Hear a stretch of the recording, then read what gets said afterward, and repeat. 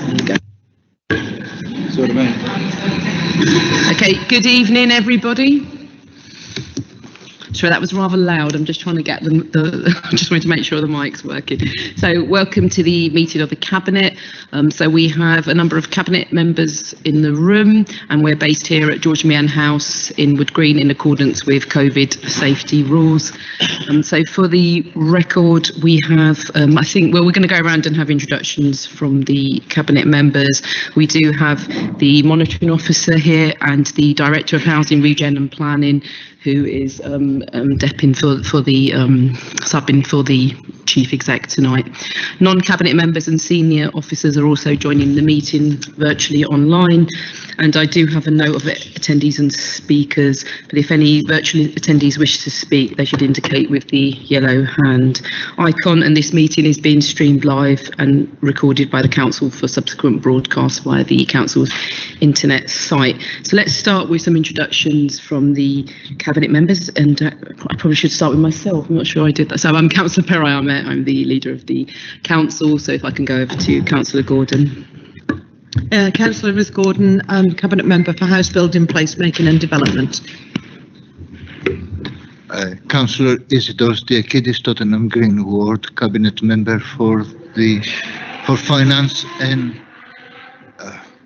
other things. Thank you.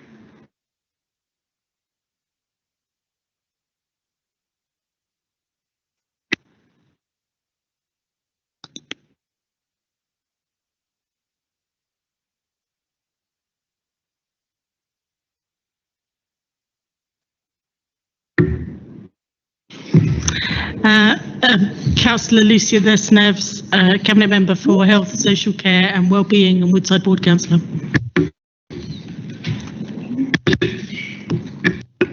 Julie Davis, Cabinet Member for Employment, Skills and Corporate Services.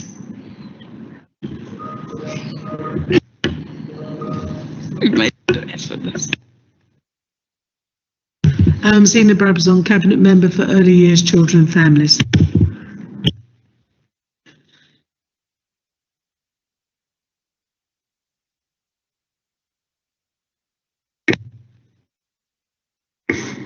Morse code. Councillor Seema Chandwani, Cabinet Member for Customer Services, Welfare and Public Realm. Councillor John Bevan, Northumberland.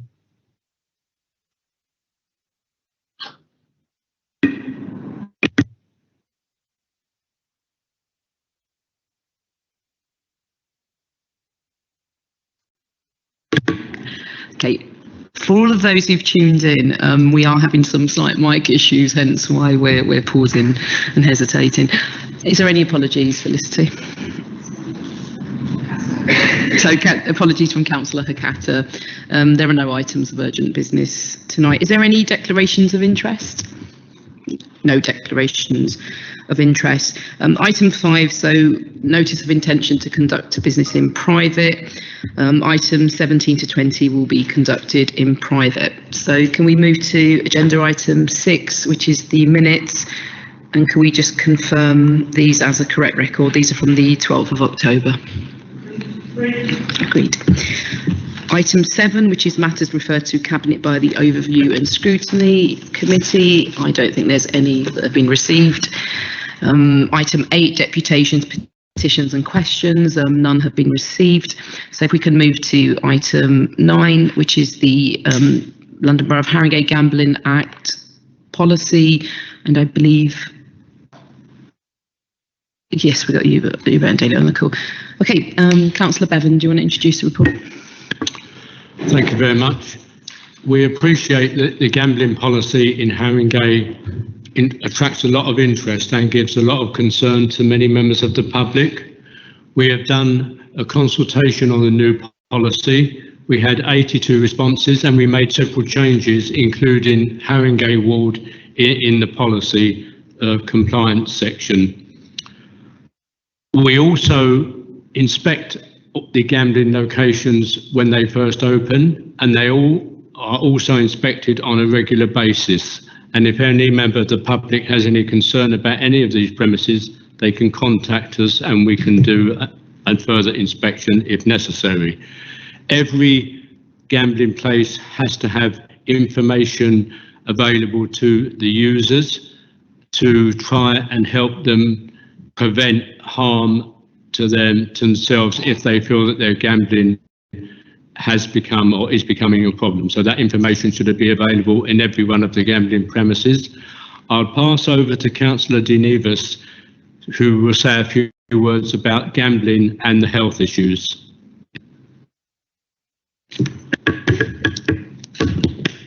Thank you. Thank you, Councillor Bevan. Gambling addiction and gambling related harm are of great concern to both residents and the council. So I want to share with you some of the council's public health approach to the matter. We're creating a programme of work bringing in national and local expert organisations to raise awareness and address gambling related harm explicitly, focusing particularly on co-producing the programme with the community and with young people specifically. We're right at the beginning of this process, but I hope you'll all agree that it's a really important thing to be doing, especially given the concerns that we have around gambling and gambling addiction in the borough. And we might well include workshops, training, campaign materials and other events. Our work will start in January 2022. And I hope that you feel that this demonstrates our commitment to addressing gambling harm and the issues that have been raised by residents and their concerns. We'll of course publicise the work that we're doing and share the campaign materials, and there'll be more details as we progress and go on this journey together. Okay, thank you. Thank you, Councillor. Microphone just went off by itself. Okay, so thank you, Councillor Das Neves. So to be clear, what we're here to discuss tonight is the Gambling Act policy, which, as we were seeing the report and as was made clear in the introduction, does limit us within a certain criteria. So Councillor Das Neves has helpfully given us a wider picture about some of the things that we're doing to address the concerns that have been raised. Is there any questions on this from any of the Cabinet?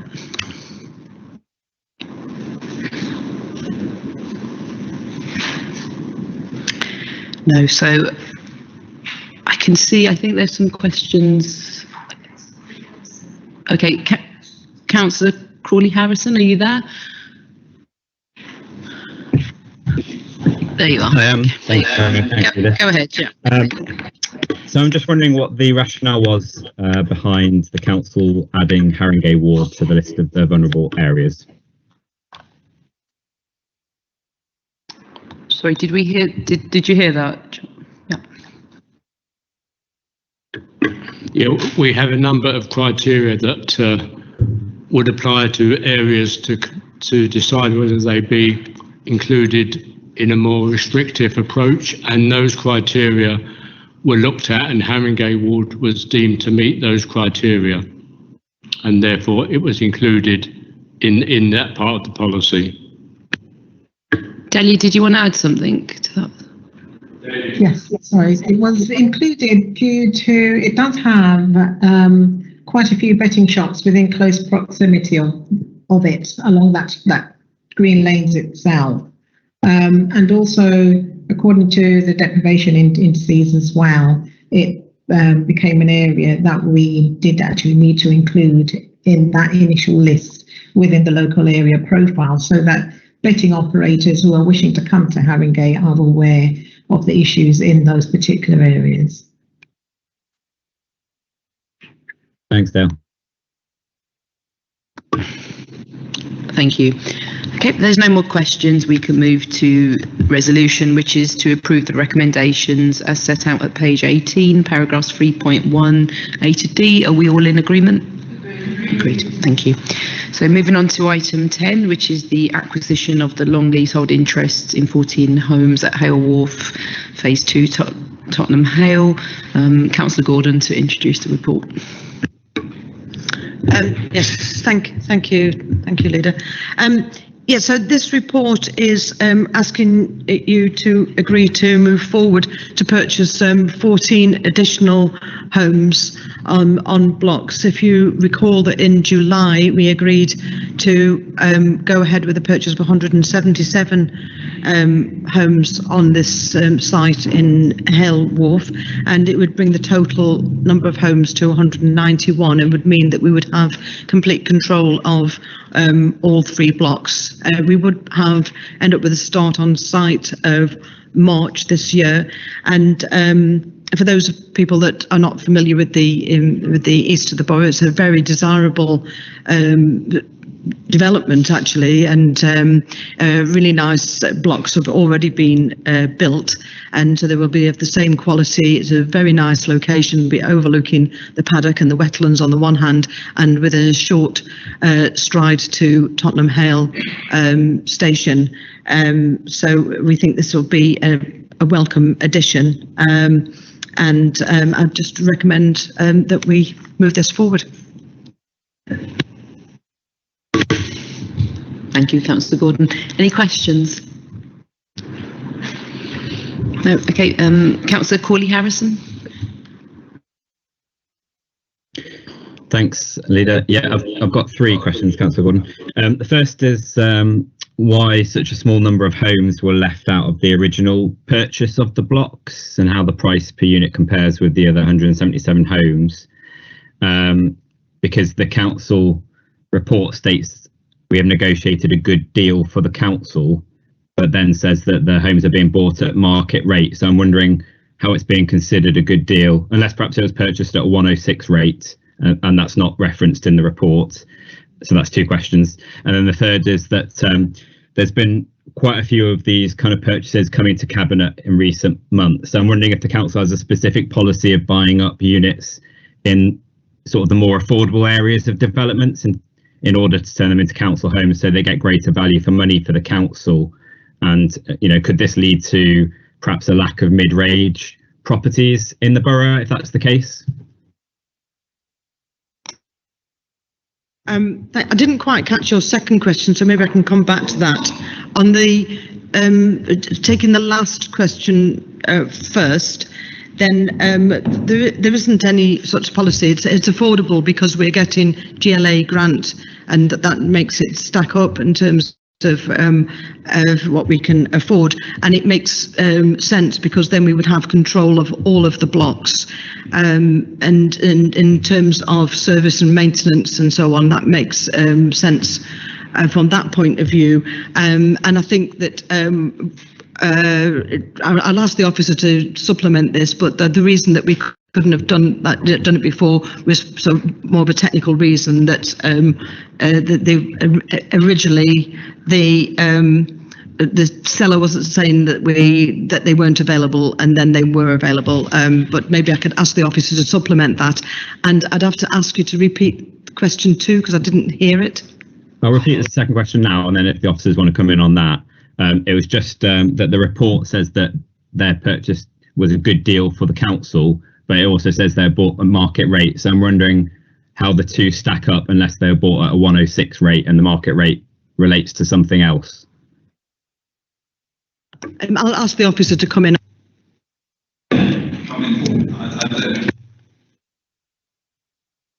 There we go. Yeah, so in terms of why we went in for the original 177 homes was a Section 106 acquisition. The other 14 weren't covered by the Section 106. And because we had the makings of a deal for the 177, we decided to get that deal over the line and come back and see if we could find a deal with Muse for the other 14, which we're very happy that we did. In terms of value for money, I mean, we're not, obviously that's in the exempt section of the report, but I can say, that, we're looking at reasonably comparable rates for the market acquisition as we are for the Section 106 acquisition, which is why we're very happy with the deal and why we were happy to recommend it. Okay, thank you.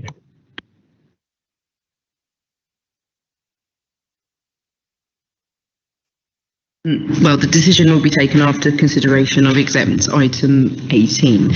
So if we can move on to item 11, which is the Station Road refurbishment works. Councillor Diakides to introduce the report. Thank you. Thank you, Leader. The council owns a cluster of buildings in that particular area, which are aging buildings. And during the lockdown, inevitably, they were probably underutilized because a lot of staff had to work from home and so on. That enables us to look at them in more detail and review their condition.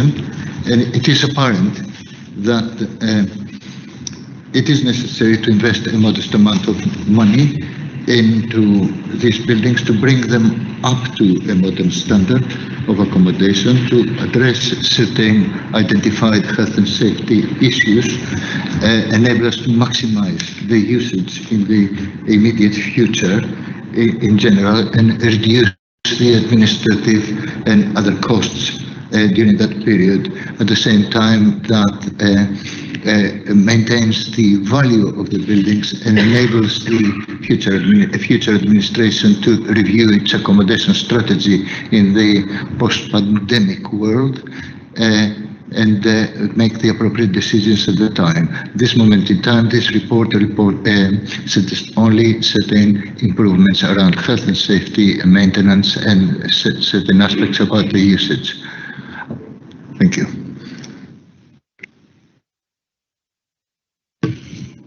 Thank you, Councillor Diakides. Is there any questions on that report?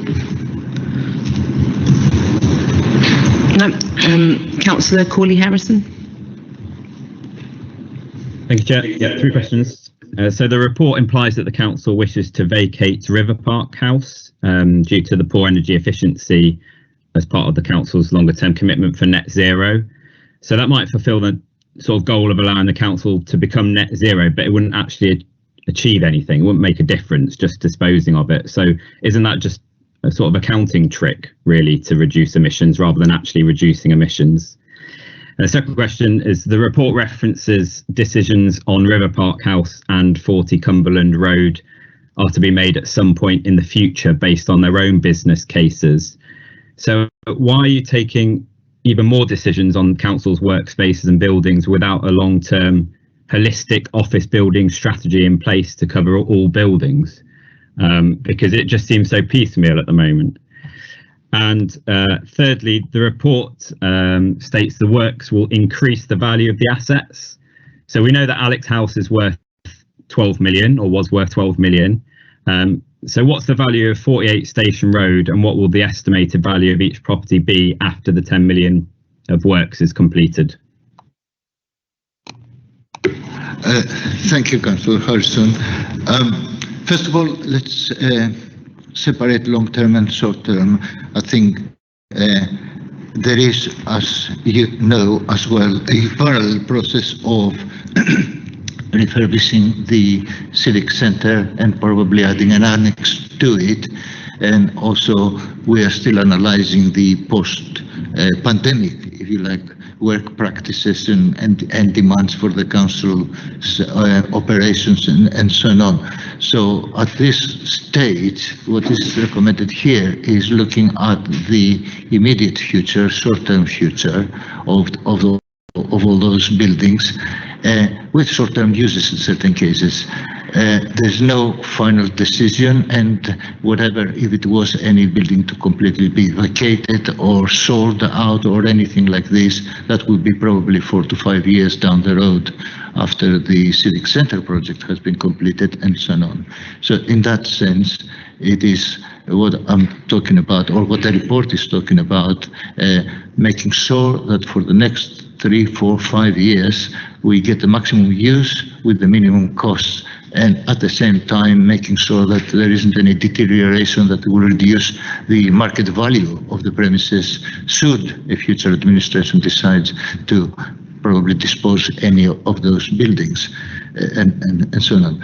As regards valuations at this moment in time, I don't think I've got any information about it, and I don't know what the valuation of these buildings would be in the future, in 5 years' time or 3 years' time, if it is necessary to get to dispose of them. But what is certain is that in the better the condition they are in, the higher the value would be, and more likely to be easy to to exercise choices at the time.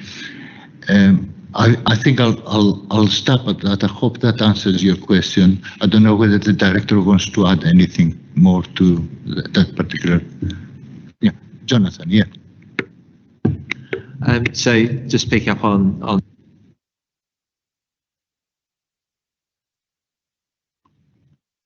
I can't actually hear whoever's speaking. There we go. Sorry, I did come on and then went off again. So yeah, obviously we haven't carried out any valuations on the properties because we're going to continue to use them for our own operational purposes at the moment.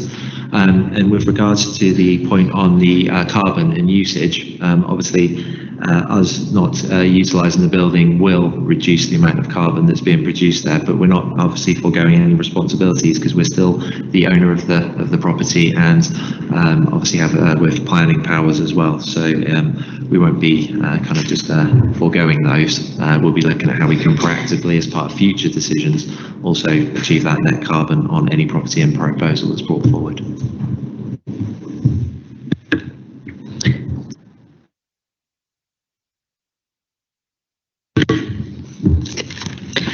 Okay, so if there's no more questions, we can move to the resolution, which is to approve recommendations as set out at page 111.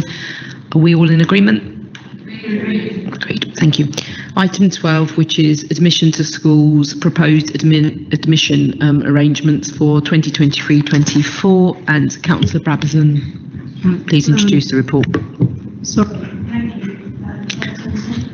Just bang it. Right, okay. This is a very straightforward report and I'm very pleased to bring it. It's the annual report that comes to Cabinet regarding proposed admission arrangements for schools. This report is ready to seek permission from the Cabinet to go out to a 6-week period of statutory consultation regarding the proposed admissions arrangements, which would be for 2023 to 2024. The report just sets out what we're required to do under statute, and also as an appendix on page 137 are the proposed admissions criteria. This applies to community schools and the one voluntary controlled school we have in the borough. It does not apply to academies and free schools who are their own admissions authorities, or to Darciston schools, but to our community and voluntary controlled school. So it's very straightforward, and I hope the Cabinet will just agree to go out to consultation, which is the purpose of this particular report. Thank you. Thank you, Councillor Brabazon. Is there any questions? Do the Cabinet have any questions? No. Councillor Corley-Harrison. Thanks. Just one question. I'm just wondering whether the sort of much publicised net migration of Londoners out of the capital over the last 18 months or something like that is going to put any Haringey schools at risk of having too few pupils to be sustainable in the short or long-term future? That's a very interesting question, and we're currently having some research done regarding school place planning, but this particular report is about admission arrangements, which is a separate issue. So obviously we know that there have been some issues with reception admissions for this school year, and we're monitoring the inflow and outflow of children very carefully. Thank you. Thank you.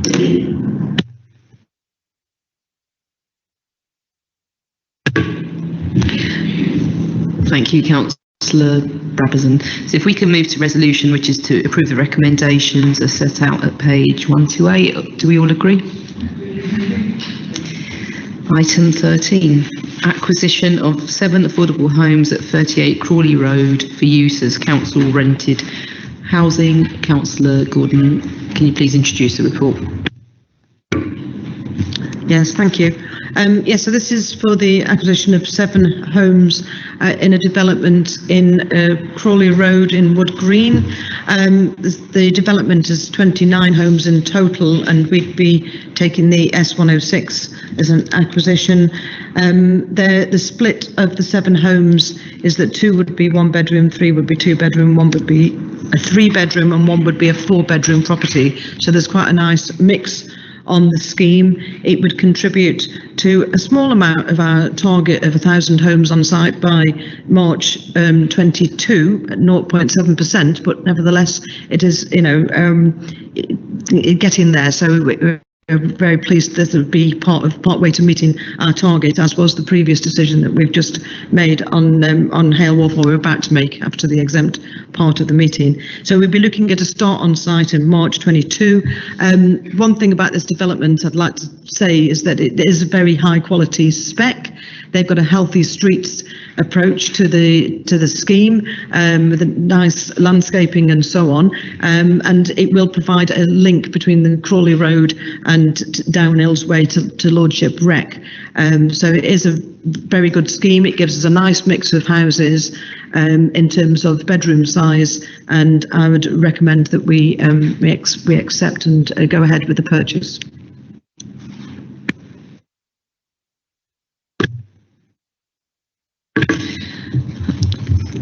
Thank you, Councillor Gordon. Is there any questions from the Cabinet on the public part of the report? No. Councillor Corley-Harrison. Thank you, Chair. Councillor Gordon, you just mentioned that it was a high spec. Will it be a net zero development? That's the first question. And then obviously the report references the 1,000 council homes target. So I'm just wondering how many people are now on the council house waiting list in Haringey, and how that's changed since the commencement of the 1,000 homes programme, and how many council homes have been lost to right to buy since 2018. I think, because I haven't got we've got 10,000 on the waiting list. I'm not sure if it is net zero, but I think it's very close to net zero. But I'll have to refer to officers for the detail. Apologies.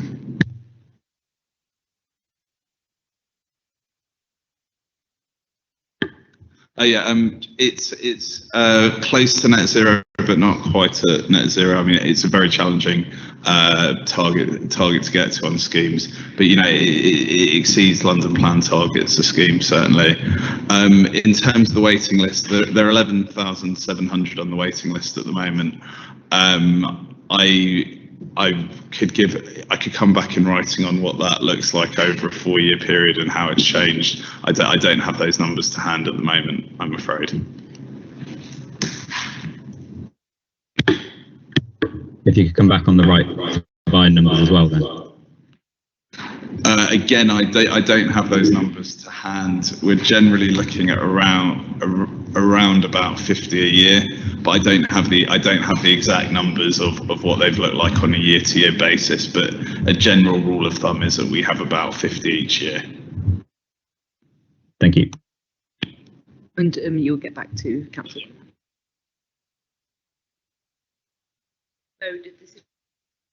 Consideration of exempt item 19. So if we can move on to item 14, which is the minutes of other bodies. Can Cabinet please note the minutes of the Cabinet member sign-ins? Nod. A loud nod. Okay, great.